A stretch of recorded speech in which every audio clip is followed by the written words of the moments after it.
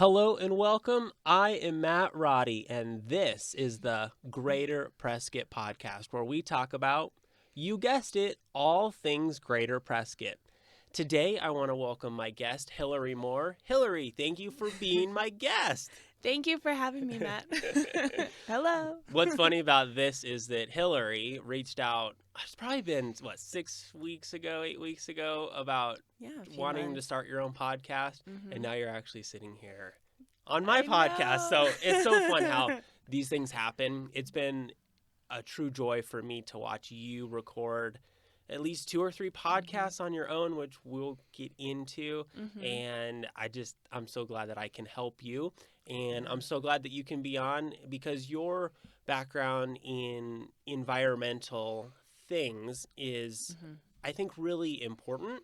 And I know that you have a passion for it. So we're going to dive into that. Yeah, well, thank you initially. I mean, it's been just meeting you and getting to know you. Of course, borrowing your equipment has been such a huge blessing that I just wasn't expecting. It's something that just plopped in my lap, was like, here's a little gift. So it was really, really amazing. Yeah. But so it's been heavy on my heart for about 6 to 8 months or something along those lines, where I just felt like I needed to do something that I was passionate about for myself. Okay. So I decided, maybe podcasting would be an interesting thing. I love listening to podcasts. I love hearing the stories. I love doing all the research. I was wondering how you got even on that. And for the years that I've been here, I've just tried to do the research around this area and local environmental issues, what's going on, try and stay informed. And I noticed that, it's hard to do the research when you're working full time, you have a family, and you have get-togethers, and we're a small town where things aren't always accessible to everyone. Good point. So, making the research and the people and their stories a little bit more accessible, I thought would be an interesting podcast idea. I love it. Yeah, I think at the end of the day, no matter what your niche is, whether it's environment or just Greater Prescott as a whole, there's a place for it. Right. So, and I think you're going to find out that there is. My guess is you're just going to have to keep doing it before you really get some traction on it. And before you start to really realize, okay, people are actually into it. And then that starts to pull more people and more people. Yeah, it'll be an interesting trajectory to see when it gets traction and what everyone else is interested in. Totally. Other than just my interests. Totally. Yeah, and you'll get to listen to your audience and go, okay, what did you think? And good. Well, let's dive in. Where were you born and raised? What'd you do when you were a kid? Let's get off to the races. Oh, wow. Well, I was born in Corona, California. So Southern California, it was about 45 minutes from the beach. Okay. 35 minutes from Disneyland, an hour from San Diego, so right in the heart of Southern California. Is it in Orange County? It's right next to. Okay. It's in Riverside County. Riverside County, okay. So more inland empire. All right. Yeah, and we were just a standard, middle-class family, doing the California thing, going to the beach, going to Disneyland, and, growing up, I never had a strong connection to the environment in California. It was, there were parks, but they were like the playground parks and the grass parks, and not a lot of like nature-y type parks. So, I just didn't have a strong connection, played sports. Okay. What'd you play? Basketball, volleyball, cross country, and student body, which I consider as my varsity sport. Student body? Like the student government. Yes, okay. Yeah. Yeah. So it was, we just stayed busy and had a bunch of activities. And how many brothers, sisters? one older sister. Okay. She's 15 months older, so we're really close. Really close. Yeah. Not close in personality, but really close in age. Yeah, absolutely. Nice. What were your best sports? Or did you you did a few different ones, so did you just have really good at cross country? You were really good at one event and then in the other sports as well. I would probably say my longest and best sport was basketball. Okay. Mm-hmm. Yeah, I dabbled in cross country and I dabbled in volleyball, but basketball was my main sport. Okay. What was it about basketball that drew you? Just the running, actually. Yeah. The running in the community. I mean, you get the running in cross country or track, but the community of having a really close team was stronger in the basketball community than it was any of the other sports. Okay. Yeah. Are you interested in basketball at all anymore? Not really. Okay. I'm not really competitive, so that's funny. it was I'll play along, I'll help you all out. Yeah. But it was fun, and I'm somewhat naturally athletic, but the competitive edge is just not there. That's fine. Yeah. Did you play in high school? Basketball. Yeah. Yes, that's okay. I only played in basketball. I only played in high school. I didn't play in college. Yeah. Yeah, I was definitely more of an academic than I was the athlete. Okay.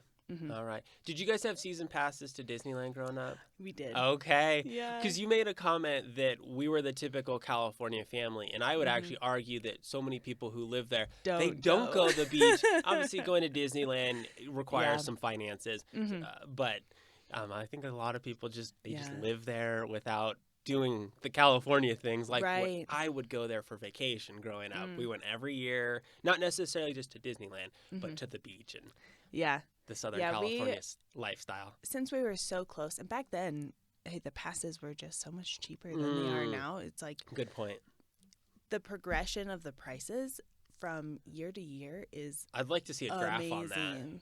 Good point. It was like, I think we got in high school, I bought my own pass for like $125 or something. Where now that's they're a day pass.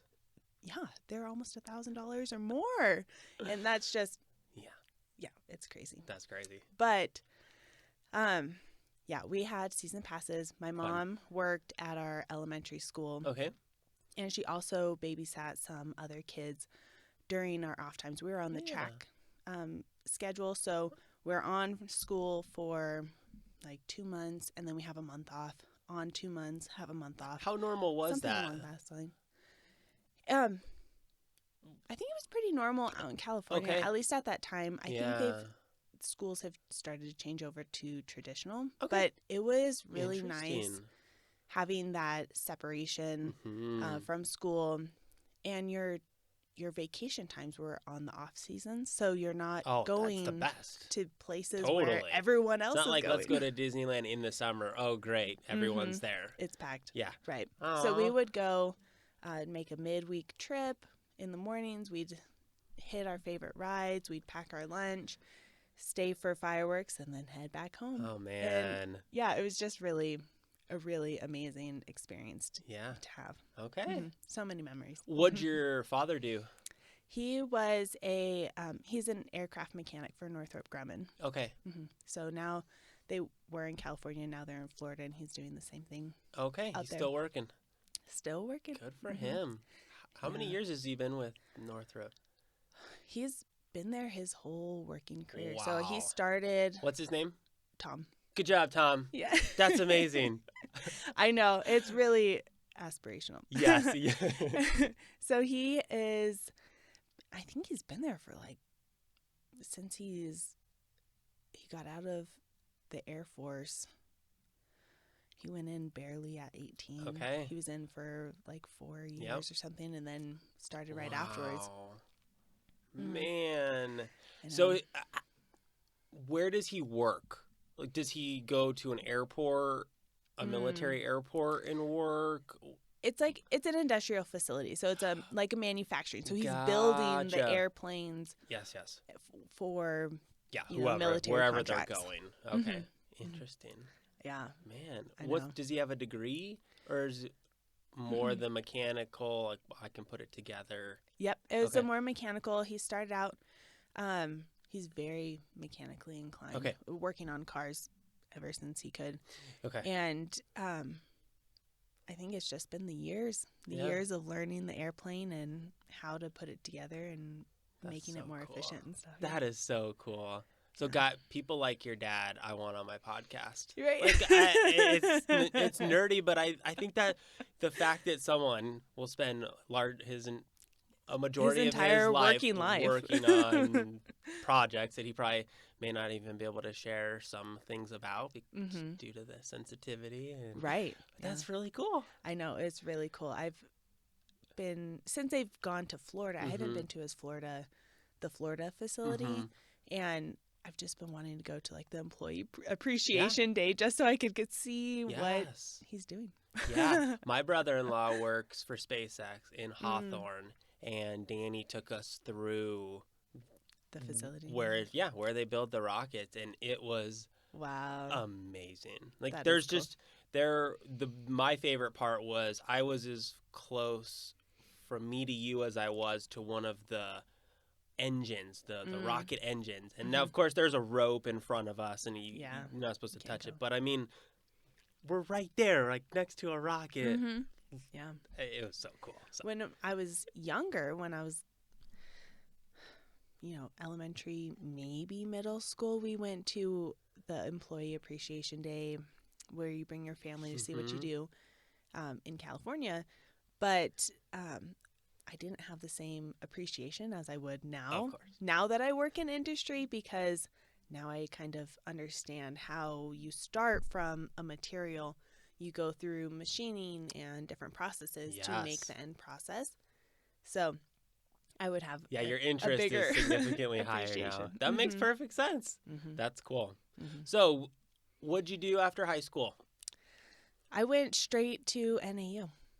How the heck do you go to NAU? From California? Yeah. Well, my mom drug me kicking and screaming from California just to see NAU.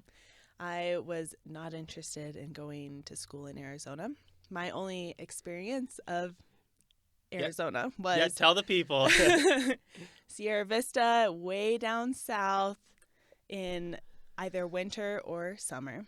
And Phoenix in the summer or Thanksgiving time. Those are great reasons not to come to Arizona. Right. So I saw dirt and cactus and I was not interested. And it's hot. Yeah, funny story real quick. I did an internship in New Jersey during college. I worked on a golf course.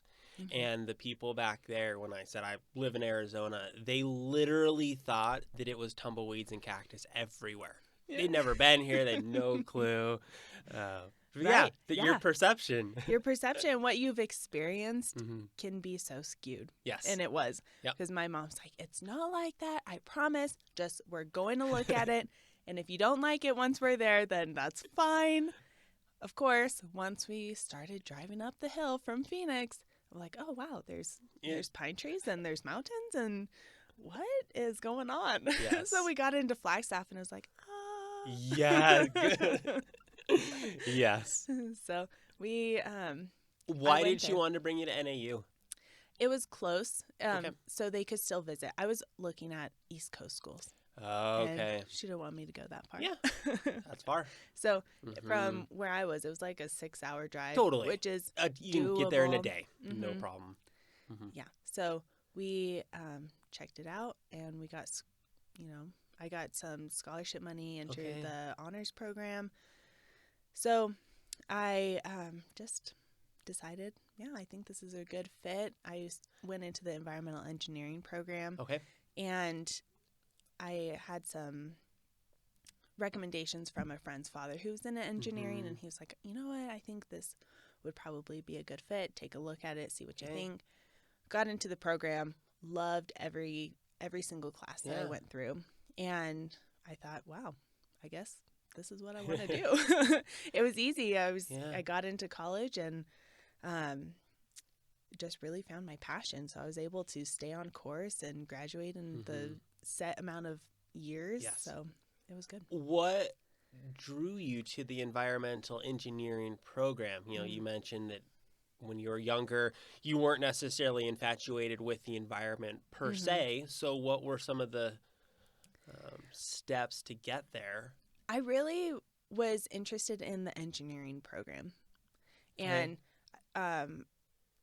so I knew I wanted to do some kind of engineering, and it was an up-and-coming field. Yeah. So environmental engineering is getting so much bigger and more prominent, where you need the engineering expertise and you also need the environmental science and the philosophy of it, of being more sustainable, reducing pollution, because, you know, we're on a trajectory that's not healthy for us or the planet. Yeah, so grabbing that environmental component and bringing it in is not, it's almost core to the engineer job as you're talking about it.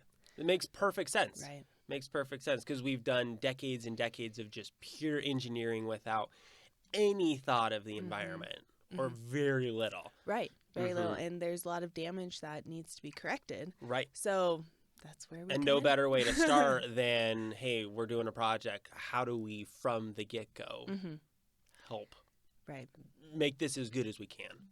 Okay. Yeah. So there's a lot of technologies in reducing the amount of pollution or doing it in a better way. Yep. That is kind of where the niche is. Okay. Yeah, so talk a little bit about when you left college, what was let's see, where do I want to go with this? Talk a little bit about your degree and what it all includes, and then we'll keep going. Okay. So in environmental engineering, you go through air and air pollution, what goes into the air, how the air systems work, and what technologies were there currently to keep pollution out of the general population. Okay. And when something does release into the air, where is it going to go? How do you figure out, is it going north or is it going south, or how far is it going to go? What are the health effects of whatever was released? Yeah. What are the steps that you would have to do to control that situation? And then there's water.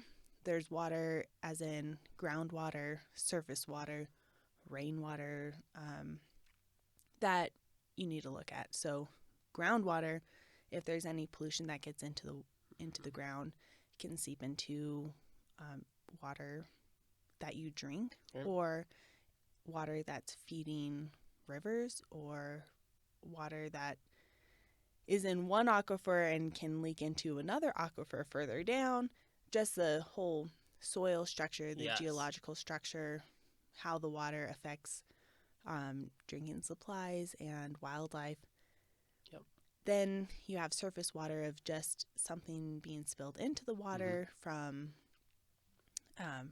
anything, industry, or that's directly discharging into the water. Also, design for structures like culverts and weirs, and how to move water from one spot to another. Okay.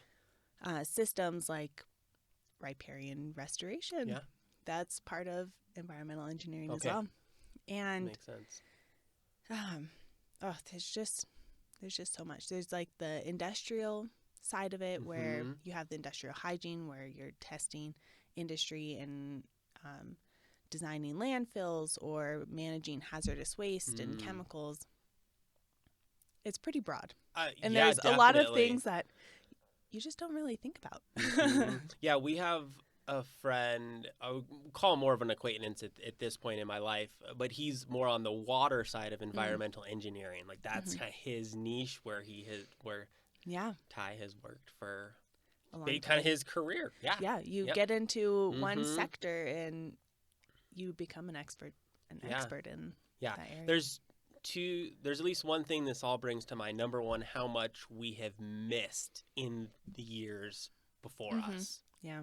Usually it's been like a side thing that someone is tasked with as, you know, an extra to their job. Totally. Like, we just need to take care of this because they told us we had to.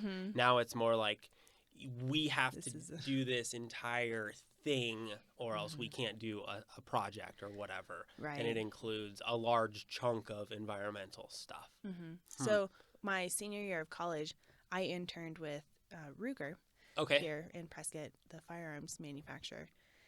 And we had a new environmental health and safety manager, and it was just her. So she needed someone to be the feet on the ground, doing the work, finding out where things were, starting to mold plans and reports and get us back into compliance. So it was just me and her tag teaming until we could build the department up and get back on track. And so I worked my whole summer leading into senior year, part-time throughout, and then over the winter, and then they hired me on full-time. So I went from graduation to a weekend to working full-time. Wow. I didn't have any break in between. Yeah, it was nice. I was saying. It was stable. Yeah, no kidding. So I've been here ever since. So, yeah, I was just thinking in my mind, so that's how you got to Prescott. That's how I got here. Interesting. Yeah. And, you know, it was a great place to land. I would say so. Right. It was unexpected, but, you know, I've loved it. I loved being here and exploring the area. How many years ago was that? 7. Okay. Maybe a little bit more. Okay. All right.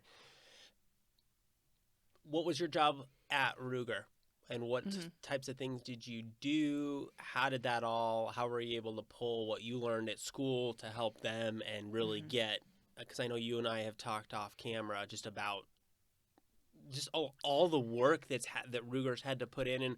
And Ruger's no different than any other company. Right. No. Everyone is having to do these things. Absolutely. So we're a big industrial facility. We have processes that use chemicals and make waste. So we have hazardous waste that we have to manage and comply with. We have a stormwater permit. We have, you know, an air permit. You know, pretty much every sector of environmental, we have something that we have to manage. So with all of those things, we also have chemicals that we have to make sure that we're complying with, all of the OSHA standards, and industrial hygiene, which is like making sure the chemicals that we have and are part of the process don't affect the employees. And making sure we test for that and put engineering controls in place so it doesn't affect them. Gotcha. So that's really what my job has been. And it's moved back and forth, focusing on different projects and really... Yeah. I mean, as things come up, as projects move, as the cycle spins. Continues. Yeah. So I've interfaced with the... ADEQ, the Arizona Department of Environmental Quality, a lot with pretty much every sector with reports. Are they basically in charge of that sector of so the Arizona? EPA is the federal government, and then the state levels have their own department that takes the federal rules and makes it their own or just adopts them and then manages the program. Implements them into their state, which is ADEQ for us. Right. All right. So Ruger's main philosophy is lean, which is taking waste out of the process so you have more efficiency, you have more profit, pretty much. Yeah, because you're buying less. Essentially, you're buying less.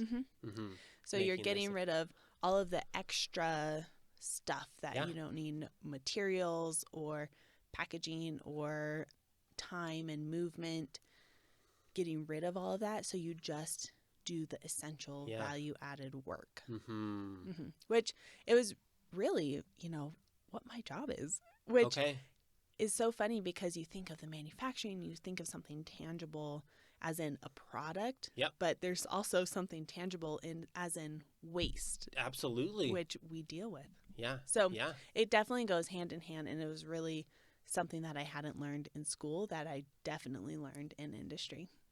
Speak to that just a little bit about learning something not in college, but just on the job. Mm-hmm. So in school, you learn about the technologies. It's kind of what happens after a manufacturing process happens. Okay. You take, so this process made all of this stuff. Now, where does it go down the line? You put it in the drums and you take it to a landfill. And then how do you manage a landfill? How do you design a landfill? But the actual manufacturing process is not in our wheelhouse. You would look at a manufacturing engineer to talk about the processes. So going into industries, since I was the only environmental engineer at the facility and there were multiple manufacturing engineers, we were able to get that cross communication, working together, where I have my expertise and my questions and they have their expertise and their questions, like, what do I do with this? Totally. So it was that working together that you get in college for some group projects, but not to that really. extent.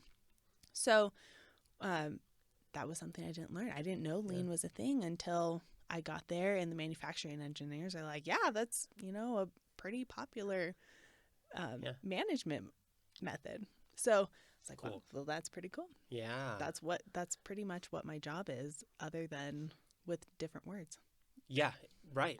Yeah, you're all, in a sense, you have a very similar goal. You just have different pots that which you're working in to at the end of the day, make those things happen. So in the environmental community, we'd call it pollution prevention. Okay. And in the manufacturing world, we'd call it reducing waste or lean manufacturing. Yeah. Interesting. All right. So how many years have you worked at Ruger? And you're currently working part-time at Ruger. So just bring us up to date. So I've And sprinkle in some of your family. Okay. I think that kind of plays a role right here. Yeah.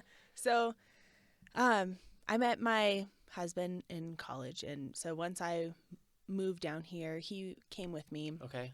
We were married the year after we graduated. All right. And so we moved down here and just started our family after a year of being married. I was pregnant with my son. Okay. And then came my daughter. So they're 2 and 4 right now. How many months apart are they? They're 2 years apart. 2 years. Okay. Yeah. Almost to the T. All right. Yeah. So I worked with Ruger full time for 6 of those years. And then it was just starting to take a toll on family life. With them getting bigger, I was just feeling like I was missing out. And, you just want to be home with your kids and raise them while they're little. Yep. Just have that time. It's so special. Yeah. Yeah. So I was conflicted because, I have this great career that I love doing and I have a passion for, but I also have the pull from home that was pretty strong also, and, time sensitive. And we're done having kids. My husband's like, 2's enough. I don't want to get outnumbered. So I was like, well, it's now or never. So I talked with Ruger and we tried working from home for a while, and it was still full time. So I still had my kids being looked after, and it wasn't the lifestyle change that we were looking for. And makes sense. So I was like, well, I only have a couple years before they're in school, so I need to do it now or it's not going to happen. And then I talked with Ruger again, and they allowed me to work part-time. So that was really, really a huge, huge blessing that, is really not heard of. Especially, it's nice they're a bigger company, so they have the leeway to do that. If I were to be in an engineering firm, it's just unheard of to have a part-time engineer. Impossible. Right. Yeah. they need your time. Right. Because they need your work. Yeah. So it's really great that I was able to be with Ruger, and I'm part-time until kids are in school and, life picks back up. Awesome. Yeah. Parker went to NAU? He did. No kidding. Yeah, he did. What was his degree? It was exercise science. Okay. Yeah. So he was, he's the athletic one, the competitive one. What did he do growing up? He did basketball, football, baseball. He went to college and played baseball, and then he did football at NAU. Okay. So he went to one college, played baseball, then went to NAU and played football. Okay. And so that's where we met. And then he was in college. We both worked at the aquatic center, the Wall Aquatic Center. Okay. And I was working front desk. He was teaching and lifeguarding, and there's the rest is history. That's awesome. Yeah. That's awesome. Yeah. So now he's in the fire service. He did wildland and really? Okay. Yeah, he did the. Did he do that prior to being married, or only since? Okay. Yep. Yeah. So he started off the end of college. So we were dating then when he started, and then decided he wanted to do structure fire rather than wildfire. Yep. Yeah. Okay. And so he's currently a firefighter. All right. For Prescott. Okay. Yep. How many years has he been doing that? I think 4. Okay. 4 years he's been on. Man, he was a baby when he got started. Yeah. That's great. Yeah. That's amazing. I know. It is really great. Huh. So, and he loves it. Oh, I imagine every firefighter loves it. Yeah. It's such a niche thing. It's I doubt you meet many firefighters who are I don't really like this. It's kind of it's like a passion project. Yeah. Yeah. Helping the community and totally all the technical stuff around it. Yeah. Is he a medic also? He is. Is that something that just comes with being a firefighter? No. So you have to be an EMT to get on with the fire department. All right. But being a paramedic is one step up, and some people do it, some people don't. Okay. And he is? He is. Okay. Yeah. Yeah. That's awesome. Yeah. So he also is on the hazmat team, the hazardous materials team, who respond to, emergencies like a chemical spill. Yeah. So that's something that we've been able to bond over. Yeah, totally. Talk about all of the nerdy stuff. yeah, definitely nerdy stuff. That's awesome. Yeah. Okay. Let's dive into a little bit of the greater Prescott area in terms of our environment here. I know you and your knowledge set is more specific to what you've done at Ruger in the past, and so you can't speak in depth to some of our things. But I know on your podcast, which we'll get into after this, you've talked to some people who are really deep into the environmental issues in this greater Prescott area. So just kind of kick it off. I don't even know where to go because I'm pretty naive about it. Sure.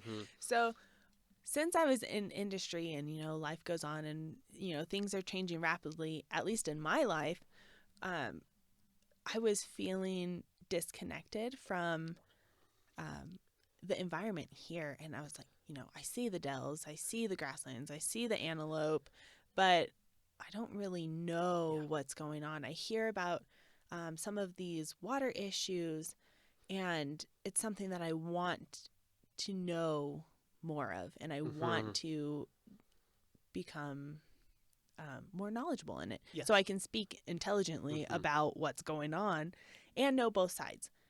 So I,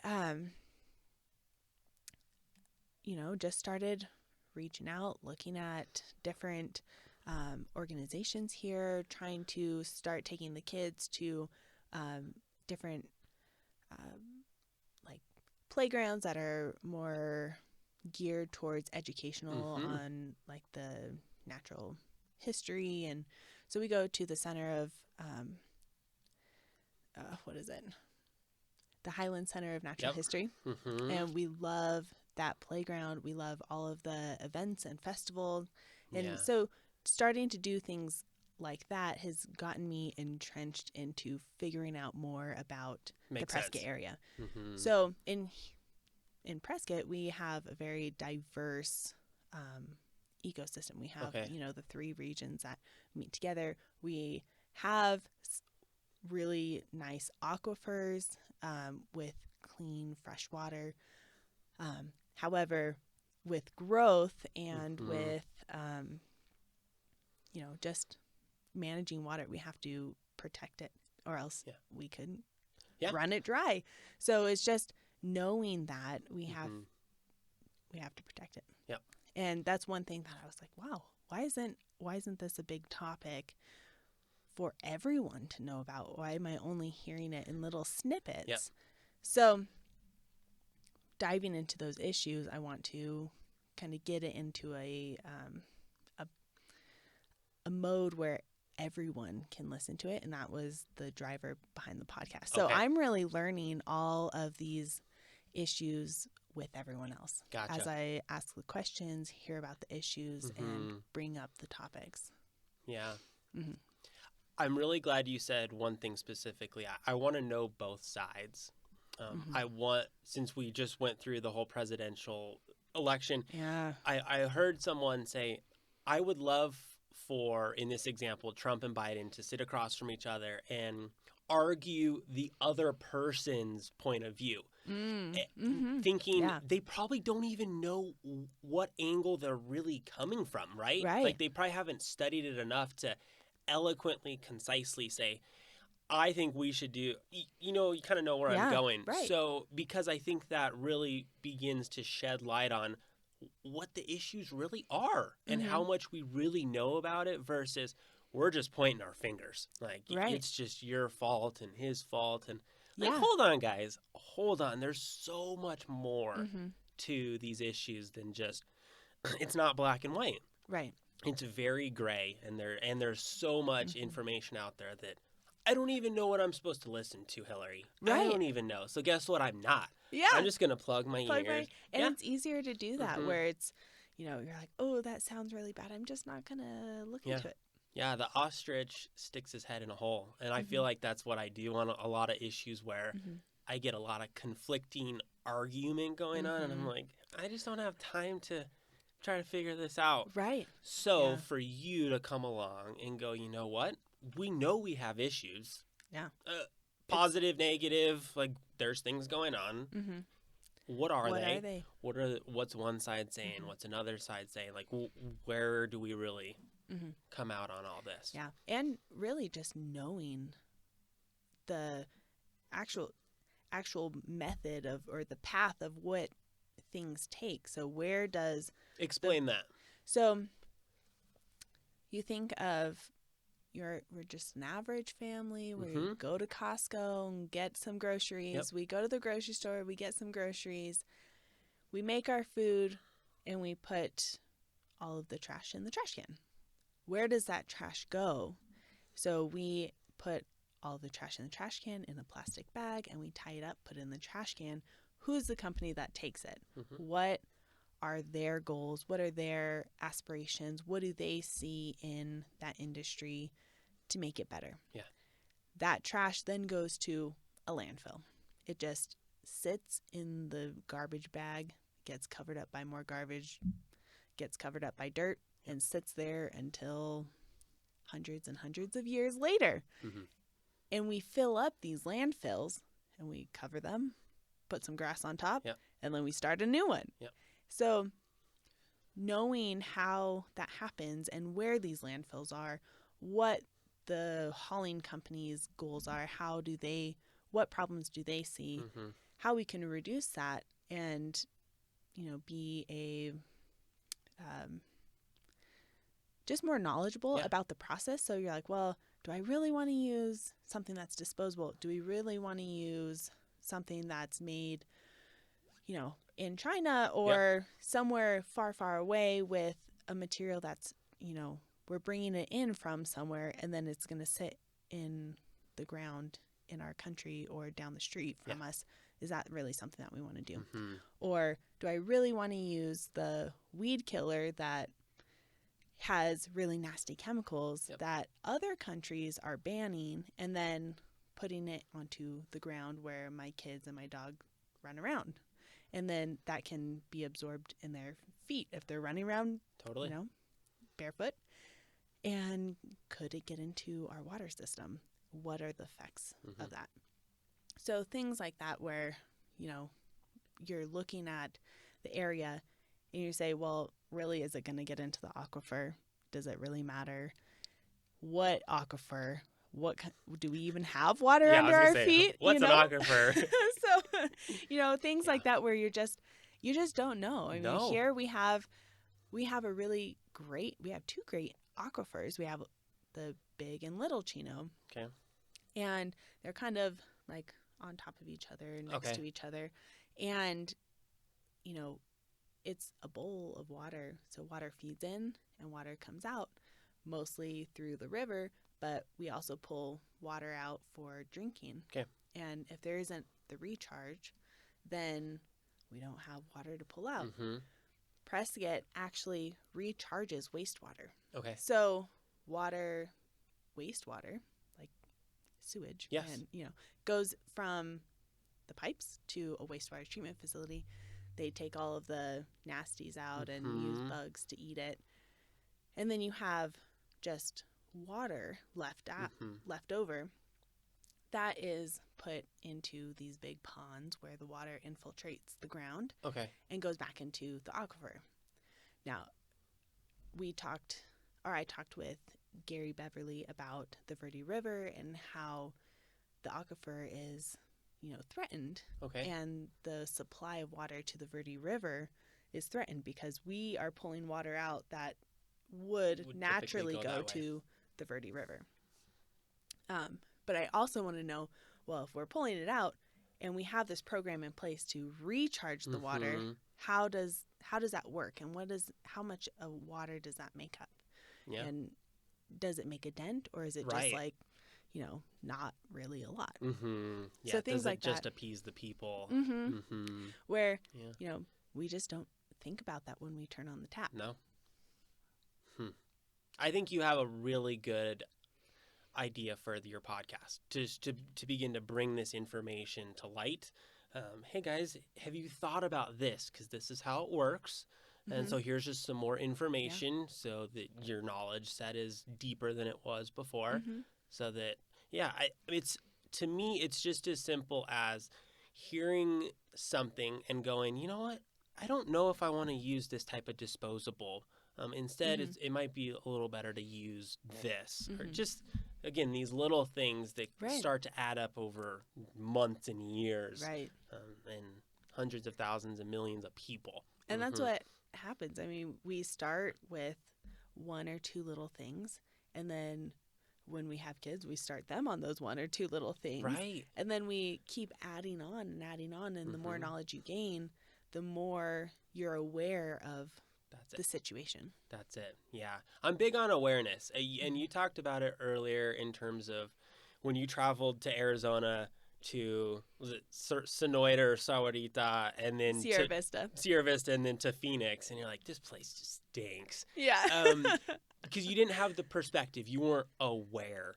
And so the more we can become aware, and I think that's one way podcasts are really valuable, actually, because they're this long-form content that allows a lot of information to come out. It allows people to go back and forth without 15-second sound bites that you really don't gain much from when you watch the news. Because you just don't get the context. Absolutely. And really, I have a funny story about just not being aware of the rest of, the country or the world or another state. Growing up in California, we get our groceries from the grocery store and we live our life. We do our sports and do my schoolwork, hang out with friends. And going to school in Arizona, I was like, I've never heard of an elk. What is an elk? Is this some kind of mythical animal? I've never heard of it. It's like a unicorn, Hilary. Yeah. And then I met Parker, and he's telling me how he goes hunting, and I'm like, You do what? You hunt animals? Is that still a thing? People still do this. Is this real? Yeah. Are you doing something illegal? Yeah. And, it's just something that I had not even considered. And also with a family of pretty much all girls. We didn't have boy cousins, brothers to, talk about boy things. Yeah. And not that hunting is a boy thing, because now I hunt. But right. I wasn't exposed to it. You just weren't exposed to it. I wasn't exposed. Yeah. So it was really just the awareness that, it's a totally different culture. Yeah. And now that I've got 4 kids, and you've got kids, in this idea of giving our children perspective and helping them become aware of how the world works, I think is so valuable and so challenging. Right. Because we do just live our little lives inside of our own little box. And so it is hard to remember to get outside of that and to teach them and say, hey, do you know how that works, Wyatt? Have you ever thought about when we throw something away? Yeah. Where does it go? What happens to it? So what are the implications of that? And just, living life more, just questioning things and trying to get perspective. Right. That it is. We have a garden, and, my dad gardened, and so I really picked it up from him, nice. But I wasn't good at it. I didn't actually do it growing up. I just reaped the benefits. Yep.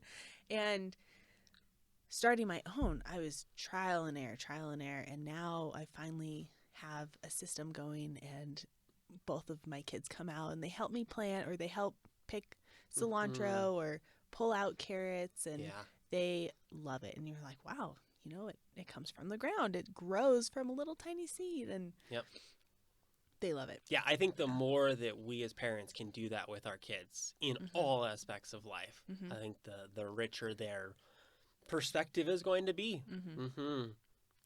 That's the goal of the parent. Well said. We haven't mentioned it. What's the name of your podcast? It's the Prescottonians Environmental Podcast. Guide podcast. I'll put that in the description. Yeah. Thanks. Yeah. So in my head, I call it the PEG podcast. And makes it shorter. Much easier. They won't know. Right. So you've had 3 guests thus far? Yes, I have. Speak to each guest just a little bit about what and who they are and what you've attempted to share. So Gary Beverly was my first guest, and he is with the CWAG, which is the Citizens Water Advocacy Group, and Sierra Club. So he knows the water issues around here, and he's has his PhD. He's super intelligent and very well spoken, and knows just so much about the local water system.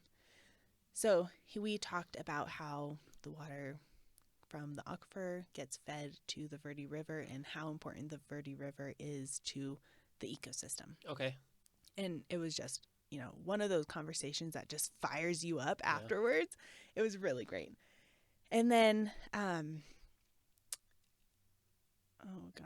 blanking his last name. I talked with Xavier from the USDA Natural Resource Conservation Service, and we talked about just what he does. He's, works for the USDA, so you think it's something important. And he works with private owners of land to restore their land for better land health, for managing cattle, and just the importance of the diversity between grasslands and junipers. Okay. Things like that. All right. Then next, I talked with Joe Trudeau from Save the Dells. He's one of the co-founders, and he was just full of knowledge as well, and well-versed in the legal aspects and the importance of the Dells, and how special this area is, with the Granite Dells being one of the main attractions to Prescott, and how special it is. It's the only formation like that in the world. Here, in Prescott, in our hometown. And we're with development. I mean, it's all private land. It was sold. You know, there's just nothing you can do about it. But there's a certain allotment of space within a development that has to be open space. So to protect what we have and the trailheads that we have over there, so the experience is still rich. And knowing that, you know, we're in prime Native American land, that there's archaeological sites, and what the implications of that would be if there's anything that we could do to just study it before something gets built on top of it. You know, so there's a lot of, and plus, you know, a ton of other subjects within that that need to come to light. Yeah. And there's, you know, a huge following with the Save the Dells. Yeah, absolutely. Yeah. That's awesome. Are those live? The one is. Gotcha. The other two are still in the works. Okay. All right. I'll still put up all that info because they'll be live sometime. Yes, they will. Yeah. The one interesting thing that comes to mind when you talk to Joe is this idea of, you know, I picture a Save the Dells sign anywhere around town, and I picture it. Don't get me wrong, Joe. I just picture a tree hugger because I'm naive. Yeah. While at the same time, I also know that the developers shouldn't just come in here and just bulldoze the whole thing just to make houses. Right. Like give us the information so that we can try to figure out the best way to go about this. Yep. I think that's kind of where I come out. It's not wrong to develop. Right. And it's not wrong to want to keep these areas the way they are. Preserve. Yeah. So what's the compromise? Yeah. And I know everyone's got different views. Yeah. But at the same time, how can we come together? Right. And that's what Joe's, you know, same. He was like, you know, I'm a plaid wearing, truck driving, you know, local. Yeah. Right. And he was saying, he was like, I'm not against development. I built my own house, but and really the development is so big. It's like, I forget what number he said, but it was huge. And then the little tiny area that they're trying to preserve is like 500 acres. Whereas like, you know, thousands of acres. Yeah. So it's like the perspective, when you think of it that way, is so different. Yeah. You're like, oh, okay, well, you know, a little tiny area versus the whole shebang. Correct. Is really, it doesn't seem like a big compromise to have. Right. Well said. I mean, I look forward to listening to that. I'd like to have Joe on as well to hear these things. Because, again, there's always two sides to the story. It's a really great conversation also. Good. Yeah. All right. Well, you've got homework to do. I know. You already knew that. You already knew that. From your time doing your podcast, what are one or two epiphanies that you've had or growing pains that you've had to kind of get going on this journey that, you know, has been in the works for some time? Yeah. So it was heavy on my heart, and I was just like, oh, maybe I should start looking into it, you know, generally. But once we started, I was like, oh my gosh, there's so much more to it. And like the scheduling, finding people, setting up times, then the follow through of listening it back, editing, adding in, you know, the sounds and all of that, having the account for the different hosts, you know, so it was a lot more steps than I initially realized. And it wasn't like, oh, I'll just, you know, meet up with some people and have some casual conversations. So that was, I'll probably start just doing one a month since, you know, work-life balance with work and life, and then a passion project. Totally. So good. It's a start. And then an epiphany is, you know, after talking with just 3 people in the environmental space, how many people they're like, oh, you should talk to this person and this person and this person and this person. I'm like, oh gosh, well, I'm scheduled for the next year then, I guess. Yeah, slow down, guys. Right. I know. But I'm like, yeah, I would love to talk to them. They sound so interesting. Yeah.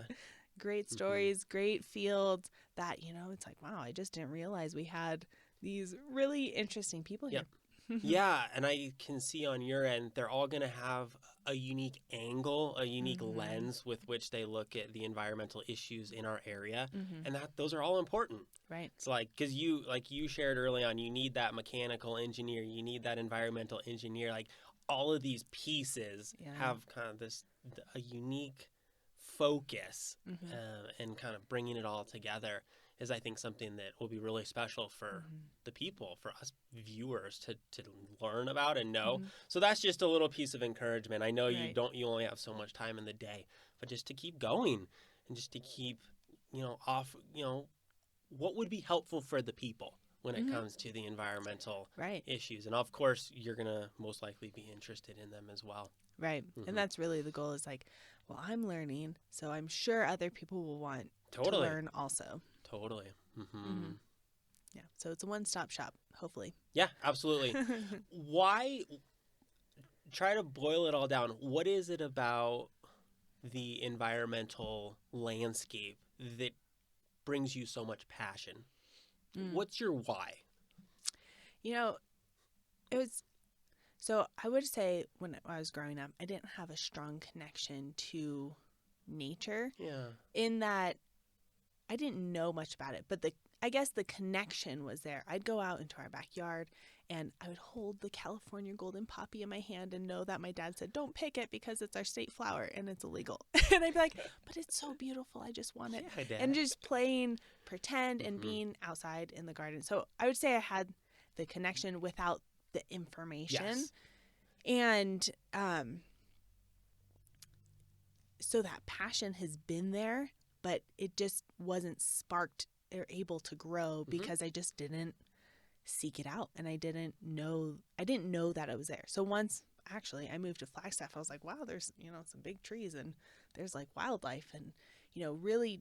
And then going through the environmental engineering program, I'm finding out the back end and discovering the front end. I was gonna say they met, and then the passion was sparked. Okay. So knowing that the environment is so important to our way of life, and how our way of life is affecting the environment, it just gives you the passion of like, well, shoot, we need to like work together, have both of the ends meet, so we're able to save the environment and preserve it and encourage it to heal itself from all the damage that we've done, but also live a really great life and have the luxuries that we've built.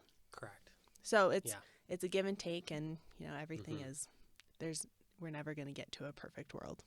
Yeah. It's just not going to happen. So we have to work with what we have. Well said. And teach each other.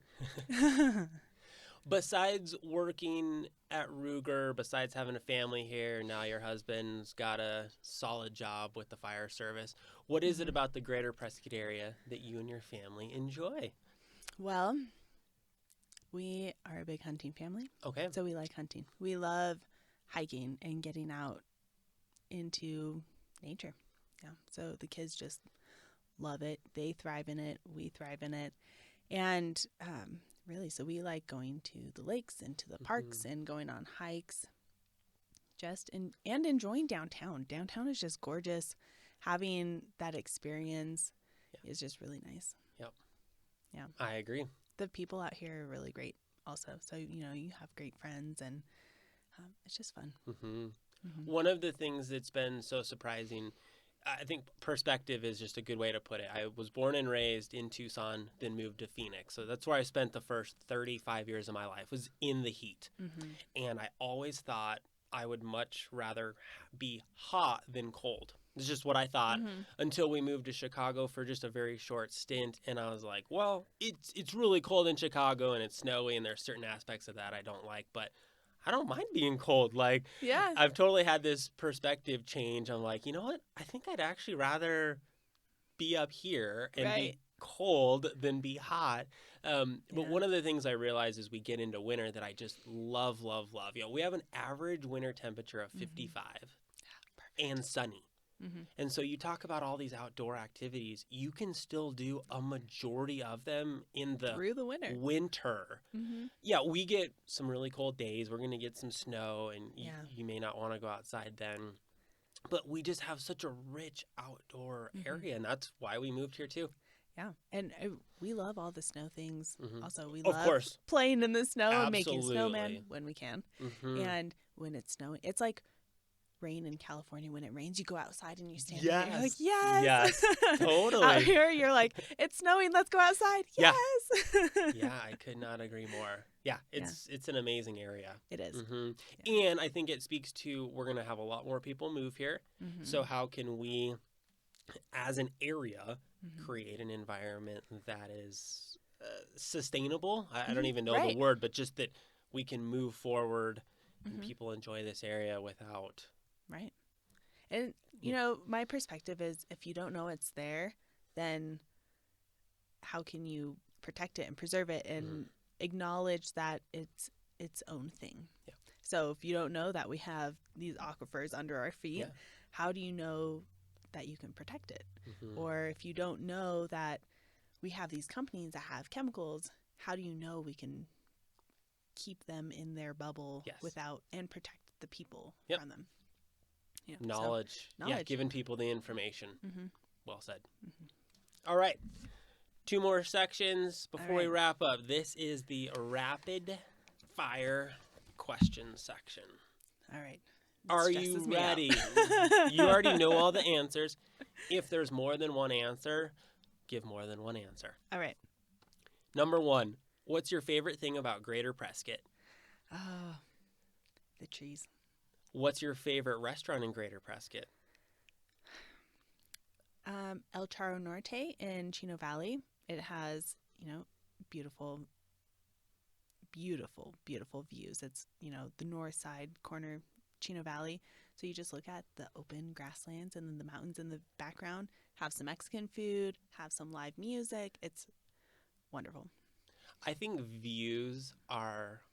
it's hard to put a price tag on views. Yeah, it is. What's the number 1 thing on your Greater Prescott bucket list? Oh, gosh. I have a lot. I want to finish the whole the Prescott Circle Trail. I want to do all of that. And after talking with Gary, I want to go to the Verde River springs where the Verde River starts and bubbles up out of the ground. I want to do that. Not quite in Prescott area, but I want to do Havasu Pie Falls. You have to. It is amazing. You've done it? Yes. Oh, Emily my gosh. and I did it. I want to do it so bad. Yeah. So have you hiked the Grand Canyon? I've been to the Grand Canyon. I have not hiked down. It's another awesome one. Yeah, that would be. We just have such a rich area. We do. There's so many things that I want to do. I want to look at archaeological sites in the area. There's a lot of those. I hear. I've done some in Flagstaff. Okay. But haven't done any here. Okay. Yeah. All right. I'm not sure where to go with this one. I always ask people, what's your favorite all-time something? But I'm not sure what to ask you. What would you... I would say my favorite all-time environmental topic. Yeah. I was thinking about that. I'm like, what is he going to ask? What is he going to say? So I would say my favorite topic is regarding chemicals and how chemicals in products affect your health and the regulation behind it and why chemical companies put certain chemicals in certain products. It's just fascinating and really convoluted and not well not thought out in a long-term view. So what a surprise. Yeah, I know. It's crazy. You should do a podcast just you talking about that. I'm serious because that's actually really fascinating. Yeah, I've thought about it and I'm like, ooh, can I do that? Can I do a singular podcast? Can. You can. What are 3 words to describe living in Greater Prescott? Oh.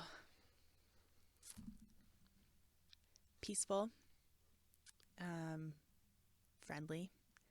And beautiful. if you weren't an environmental engineer, then what would you be doing?